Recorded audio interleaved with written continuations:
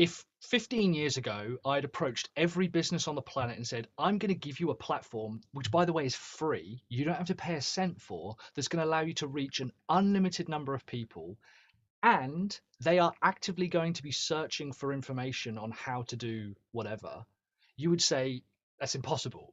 How would anything like that exist? And even though, back in 2005, YouTube was beginning, but it was a completely different animal back then. It is the equivalent of being given access to 4 billion people who are regularly consuming and watching content, even if you don't do video, if it's podcasting or blogging or whatever. The ability to say, I'm able to find X number of people who are demonstrating an intent and saying, I'm interested in learning more about this. You can't put a monetary value on that. Our subscriber count compared to a lot of my competitors is very, very low. But I know that the conversion rate from views to leads is extremely high for our audience for that particular platform.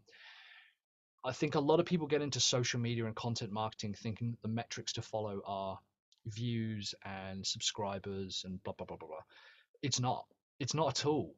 If only, and again, let's say that your business needs to make six figures, 100 grand, right? That's it. That's 100 customers giving you $1,000 a year.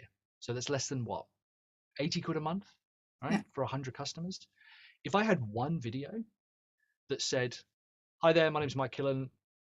I'm going to show you as a financial coach how to, whatever that function was we said at the start, like how to get 10 new clients. And I just talked about that. And then I did another video talking about that. And then another video talking about that. Just those same things on repeat. If I'm a financial coach and I come across these videos, my intent to buy is going to be exponentially higher because you're so specific about what it is that you're talking to me about. I'm going to want to get in contact with you.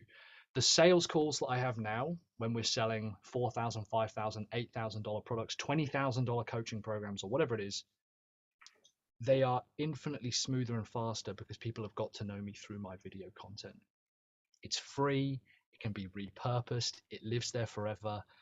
You don't need to have high numbers. I think that's the biggest mistake people make, is you need to have high numbers, and you won't for a long time. In fact, you probably never will, because the high numbers go to basically prank channels and kids videos, right? Those are the ones that get the biggest views, and those are exponentially bigger than even the ones who have got, like, is it Mark Robber, who's got millions of subscribers, and he'll do about 2 million views per video quite comfortably, but he's small fry compared to the guys who do the big prank channels.